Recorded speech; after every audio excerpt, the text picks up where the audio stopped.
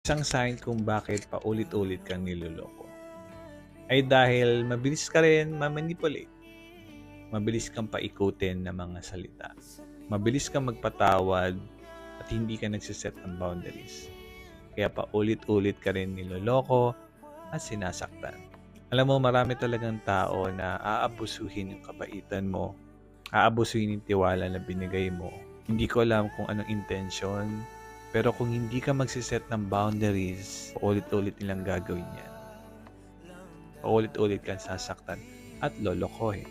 Kaya for me, natutunan ko noong 2023 is kailangan mo talaga mag-set ng boundaries. Kailangan mong protektahan yung peace of mind mo. Kailangan mong protektahan yung puso mo para hindi ka masaktan. Kailangan mo matuto. Kailangan mo maging wais at matalino. Okay?